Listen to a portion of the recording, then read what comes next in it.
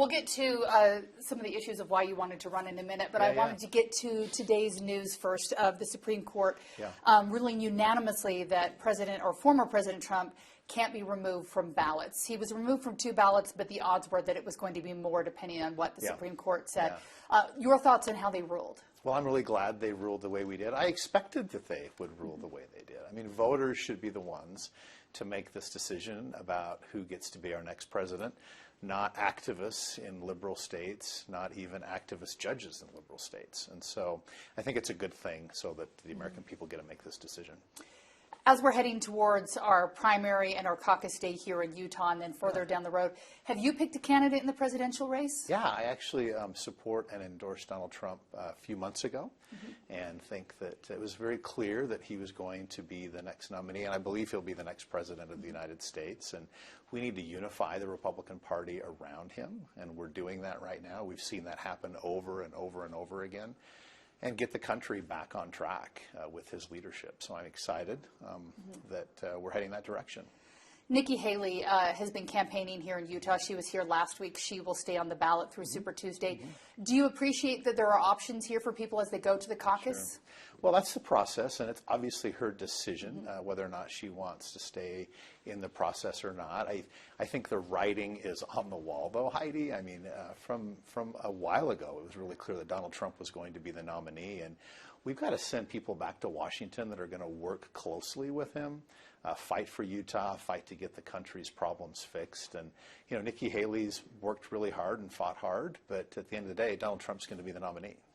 If Donald Trump is the nominee, will he take part in debates as we go forward? Here in Utah, we're going to have a debate, and it's going to be at the University of Utah, and it could be a very empty stage if both President Biden and former President Trump decide that they're not going to participate in the process. Well, I hope that they choose to participate. I think it's good for the American people to hear both presidential nominees discuss the issues, learn from them what their opinions are. But, you know, and that's a long way off in politics, and we'll see what happens. But isn't it great that Utah has been chosen to be one of the hosts? And we did such a great job with the vice presidential debate a few years ago that they wanted to bring it back here. It's just amazing. Absolutely. So. As we head to Super Tuesday, Utah's GOP party decided to have a caucus. What do you think about that decision? I know a lot of people have been frustrated by it. Well, I think it's great. It places us in the middle of this with Super Tuesday, and tonight it will be over. I mean, tonight the presidential nomination process, I think, in terms of who our nominee will be, is going to be over for all intents and purposes, and we're going to be part of that. And we saw Nikki Haley; she did come here because of that. If we were participating in the primary months in the future, we would not be relevant at all. And so my recommendation is everyone participate in your caucuses and go out and get engaged. And if you didn't, pay attention to what happened and talk to your neighbors that were there. So they were unable to hold a primary tonight? Or for a Super Tuesday, Utah was unable to hold a primary. It had to be a caucus if they wanted to be on the Super Tuesday date? You know, we could have had a primary, but it would have been down the road. Down the road? Yeah, down the road. Why is that? So, you know, I don't have the answer to that right off the top of my head. Yeah. We'd no, have to that's look fine. at But it, yeah, so. I know that a lot of people feel like it's easier just to fill in their ballot and send in and show up at their caucus meetings. Yeah. You obviously go to the caucus meetings. If people haven't been, what's it like and why should they participate? Yeah, well, it's a great opportunity and a great way to go out and meet your neighbors, go out into your precinct, and you just get in a room basically, and you will decide who you want to support for the president. You'll also decide who you want to send to be state delegates to the state convention and county delegates to your county convention, and who's going to run the precinct for the next couple of years. And it's really the grassroots of politics in Utah, and it's served us really well for a long time. I think it's going to continue to serve us well in the future. So I've been doing this for probably almost 40 years, and it's a great experience if you go out and do it. There are expectations that the results are a foregone conclusion. Will that keep people at home, or do you think people will still show up because they want their voice to be heard? Well, I hope they still show up because there's a lot of big decisions that still need to be made. I mean, we're going to make in convention, decisions will be made about who the conventions are going to nominate to be that are Senate candidates, Attorney General candidates, other candidates, local candidates. So these caucuses do matter and the conventions do matter. So. What would you say to people who feel like they don't want to go discuss these things with their neighbors? Because they're like, I just want to be friends with them, and I don't want to have to fight politics with them. Well, you can go and quietly vote and place your vote. You don't have to stand up and debate and argue things back and forth. But I will say this, too. It's also a really good way to educate yourself about the issues and about candidates. You will learn things when you participate in these caucus nights about what's really going on in your local communities and what are the issues in your city, in your county, and what are people paying attention to. And I promise people if they go, they will leave more informed than when they got there. It definitely is an education showing up to those. Looking to a lot of the issues that I think are going to be part of the thought process on Super Tuesday. People are thinking about what's happening in Washington or a lot of what's not happening in Washington. The border. We saw President Biden and former President Trump in their dueling news conferences last week, both blaming the other for the problems that we're seeing right now. How do we fix this? Is Congress the answer? Do they need to sit down and hash out a plan, or do they listen to Trump and wait? Well, Congress has the ability to solve this issue if they want. But quite frankly, Joe Biden has the ability to close the border down right now. It's why you saw Border Patrol agents supporting Donald Trump, because they're so frustrated right now that the president, who opened up the border when he became president, has done very little to try to close things down. And so the tools are there. There are resources there. The political will and the leadership is not there. People are frustrated. Now, Congress can do more, and I think they should do more, and I think you'll see them leaning into this issue in the near future. But we have to secure our border. You know, Heidi, we know that the border crisis right now in America is costing every single taxpayer $1,200, $1,300 a year by the time you look at the burden this is placing on our criminal justice system, on our schools, on our healthcare system. The list goes on and on. Americans are frustrated. They're angry. They should be. And the fact of the matter is Joe Biden is the one to blame right now for this issue. So we need to get this solved. President Trump fixed some of the problems through executive order, but the executive order problem is that you can undo them. That's right. President Biden felt like he was also fixing the problem by undoing what he did. I feel like every election for as many decades as I can remember as a voter that it's been an issue where they were talking about securing the border and figuring it out. But there's always another election so it doesn't get figured out. If you were in Congress right now, what would you do to help move the needle in one direction or the other?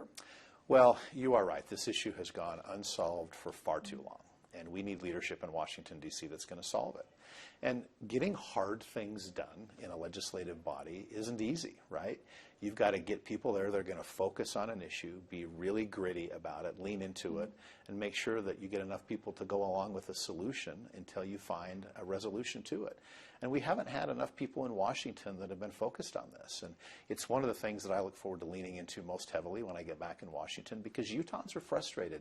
They've told me loud and clear as I've traveled the state, they want the border closed and they want legal immigration to start happening again the right way. And Utah has played a leadership role in so many different ways across the country. There's no reason why a U.S. senator from Utah couldn't help solve this problem. So what's the fix? Because obviously it doesn't seem like it's going to happen now, and that might be partially because Trump told them to leave it alone. First of all, was that the right call for him to say that, or should he stay out of this and let Congress do their job? He was very clear that he said, he didn't say leave it alone. He said this particular piece of legislation does not solve the problem. Don't pass a bad piece of legislation. And that legislation wasn't the right solution. I mean, it said to start worrying about closing the border when you had about 1.8 million people cross the border illegally, then start worrying about the border. I mean, come on, we can't do that. We've got to have a better policy in place than that. So the solution is to have a border that's closed, and we need to build the wall. I do believe in that.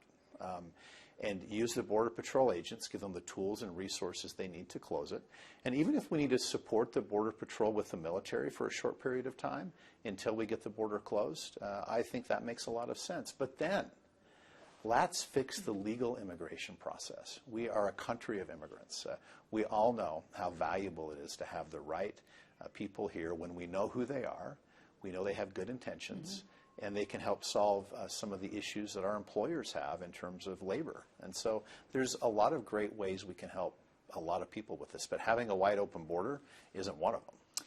If you were in Congress right now, do you support the idea of trying to get the border issue, Ukraine, and also funding for Israel all in the same bill, or would you split that up? How would you do it? Well, we'll see what they do over the course of the next few months. You've got all these different issues, both domestically and internationally, that Congress is trying to wrestle to the ground. Yeah. And of course, I believe we need to support our ally Israel in defending themselves and dealing with Hamas. That needs to be done in a surgical way, and we're going to continue to support them, I'm sure, as a country with the aid that they need. We've supported Israel for years. Yeah. I mean, they've been a great ally, and without them in the Middle East, we would see a lot of problems, I think, that we don't have right now. So I'm very supportive of what's happening there. With Ukraine, people are frustrated. Americans are frustrated. There's been $100+ billion of American taxpayer dollars sent there. They want to know where that money's gone. They want to know what the strategy is for that money, and they want to have a lot more accountability for the money that's going to go there in the future, assuming Congress does that. I don't think those things are too much to ask for, and stopping Putin is something I think we all believe in. He's clearly an enemy on the global stage, someone that would love to make sure America is weakened every chance he gets.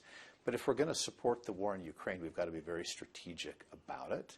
And I think it's fair for Congress to expect that from the White House as they continue to put money into that effort. So checks and balances as to where the money's going, or how would you do that? Yeah, well, for sure. There needs to be more accountability for that money, more reporting of where that money went. And it needs to go for military purposes, not for political or domestic purposes in Ukraine. Back to the issue in Israel and Palestine with Hamas, there's a lot of Palestinians here in Utah who have been out protesting. One illegal protest over the weekend where they shut down traffic. But their protests are growing, that they want their voice heard. How do you solve that problem while also listening to the Palestinian people? Well, this is America. We value people having their voice heard, and I think that is an important part of what will happen in this process. But Congress is going to make a decision about what they think's best in terms of supporting Israel with additional funding, and I'm sure that'll be part of it. I don't know what the number one issue is when you go out and talk to voters, but when I'm talking to my neighbors, I'm talking to people at the grocery store, it seems like the economy seems to be just that simmer that just keeps kind of hanging over people's heads right now. Can Congress help fix this problem by working on the budget issue? What's the fix to start sending us in the right direction where families feel like they're not just to the brink every single month? Well, Utah families do feel like they've been pushed to the brink.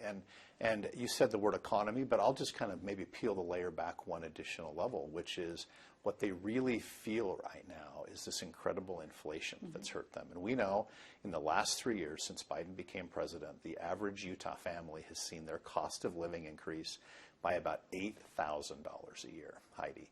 And that is real money. Everything is costing Utahns so much more money, whether it's cars or housing or food.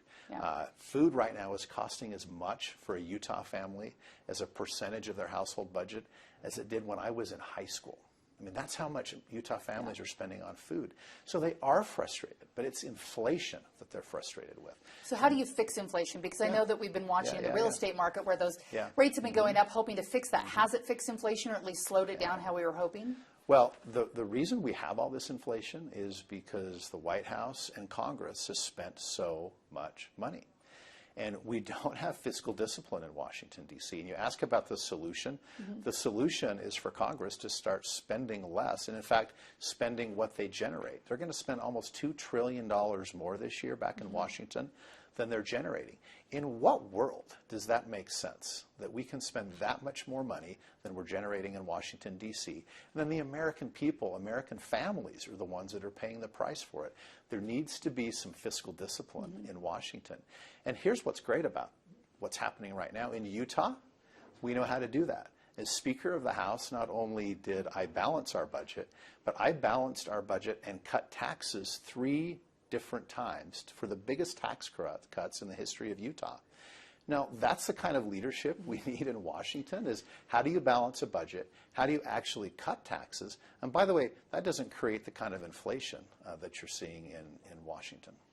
So how does that translate? Because I know it's easy for Republicans to say they want to, be a fiscal conservative and cut the budgets, but when they get there and their votes needed and their party wants them to, they keep spending away too. We know that during the pandemic, a lot of that money, there may not have been a choice about, a lot of it probably was, but President Trump really increased the deficit by trillions of dollars that we hadn't seen before. And then going back in the opposite direction is hard. You have to take something away from someone that we've already given. How do you do that and actually fulfill a campaign promise and make it happen? Well, this shouldn't be about campaign promises. This should be about what's right for the American people. This should be about what's right in terms of spending and controlling spending. And you've got to change the system in Washington. We've got to either pass a balanced budget amendment, or we've got to do something legislatively that says Congress can't spend more money than they're taking in. And we need some people back there that have actually done the work, that have actually balanced budgets at a state level and have cut taxes at the same time. Utah's very unique in the sense that we have done that. But until you change the system, the only way you're going to change the system is change the people we send back there. You're going to continue to have this problem. And this is the #1 issue I hear from Utahns, whether I'm up in Tremont or I'm down in St. George and everywhere in between. They want Congress to finally get their act together and start spending less money. Yeah, I think a lot of people believe that same way. You work in real estate and you've seen what's happened in the housing market. You have kids, I have kids. I wonder if they'll ever be able to afford a house.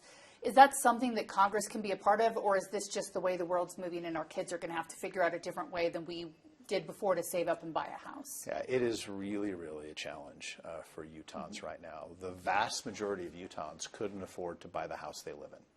I could not. So it's crazy how expensive homes are. And there's a lot of reasons for that. I mean, at the end of the day, it's supply and demand. But the other thing that's changed so dramatically for people is just what a house payment costs them. Yeah. And that's a function of inflation and interest rates. And that's a function of all the spending in Washington. So until we get spending under control in Washington, you're likely to see interest rates stay high, and you're likely to see housing be unaffordable for Utah families. And I do worry about the next generation. I mean, like you, Heidi, I have kids that are sort of launching in the world, and they're looking at their future, and they want to know that someday they'll be able to live the American dream of owning their own home. And we want to help them as parents, but we need leaders back in Washington and here in the state that are going to lean into this issue. You've seen a lot more done at a state level. We've done more here to help Utah families get into their first home than Washington's ever thought of. Washington's made the problem worse. Utah leaders have tried to make the problem easier to solve. Do you support what the Utah legislature has done with the tax dollars going towards down payments for some families, or is that the taxpayer having to help out other families they didn't get help with? Well, it's a sad thing that our leaders in Washington have got this so wrong that Utah leaders have had to step in and create a grant program for people to get into their first home. I am supportive of it. It happened when I was Speaker of the House, and it's had great success. We're seeing people get into first-time home buyer purchases that they normally wouldn't have been able to qualify for. But here's what's great about that program, and you understand this. They get this grant, they use it to help buy a home, but eventually that down payment assistance that they received gets paid back to the same pool at the state, so someone else can use that money down the road. And this is one of the ways that Utah is basically having to create a workaround because Washington, D.C. is broken. And if I could have a nickel for every time Utah has had to create a workaround because Washington, D.C. is broken, it'd be amazing. And you believe you can take some of that creativity and translate it on a national level? Absolutely. You know, we need more people in Washington, D.C. that have been in the trenches at a state level solving problems and have seen from a front row seat the problems and dysfunction that's created in Washington. And that's what's really unique about my candidacy. I mean, I'm the only person that's running in this race that has a record of the biggest tax cuts in the history of the state. I'm the only person running in this race that has helped initiate suits against the federal government because of all the problems that they've caused, whether it's on energy policy or public lands or other issues. And having someone that's actually lived the problems that the federal government's created, go back to Washington and prevent problems from happening and fix the problems that are already there is a unique opportunity for Utahns. And that's part of the reason why I'm running. I may have gotten the count wrong, but I think there's about 16 candidates in the race right now. How do you keep fighting forward and get your message out when we have this many people? An open Senate seat draws a crowd. Yeah, it does draw a crowd, and the Republican primary in June, I think, is going to be where this is probably decided. And we're working really hard.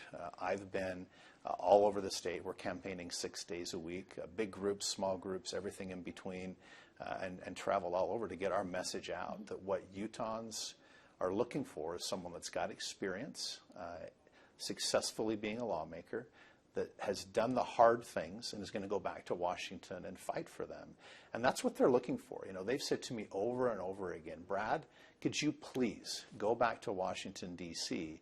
and make it look a lot more like Utah? And my response is simply this. I am running to represent Utah to D.C.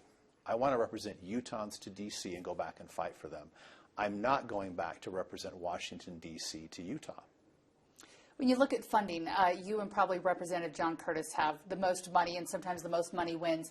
If people are looking at both of you as candidates coming from Utah that say, you know, we want to take the Utah way and translate it into what's happening on the federal level, what differentiates you from him? Well, you know, talk about funding. In these elections, funding does matter, and we have raised a record amount of money in this race from Utahns. No one has ever raised as much money for a federal race in as short a period of time as we have from everyday Utahns. And over 90% of our contributions have come from Utahns. And the other big candidates in this race that have raised a lot of money, that's not where their money's coming from. In some cases, it's coming from Washington, D.C. And so that's a real differentiator in terms of where the support is coming from in this election. But we'll use that resource to get our message out. But grassroots matter too. I mean, we just last week said, and we announced 22 of Utah's 29 sheriffs are supporting my candidacy. 3/4 or more of the Republicans in the legislature are supporting my candidacy. Governor Caucus is supporting my candidacy. And so no one has the grassroots support that we have, and no one also has the support of elected officials, including 60-plus mayors from across the state and some of our biggest cities. And here's why all these people, I think, Heidi, are wanting me to get elected to the U.S. Senate. They know I'm going to fight for Utah.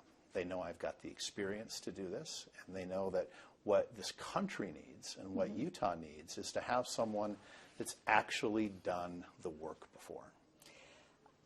It's probably going to be a Republican. That's how Utah works, that will win this Senate seat. But there are a lot of Democrats in the state. And I think a growing number of Democrats who feel like sometimes they're not represented by who's elected in the state.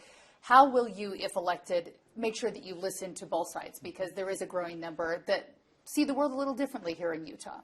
Well, I think to do this job well, you've got to listen to Utahns from different parts of the state, with different backgrounds, from different parties, so you have all the information you need to make good informed decisions back in Washington, D.C. And I'm committed to doing that. That's the way I served as Speaker of the House.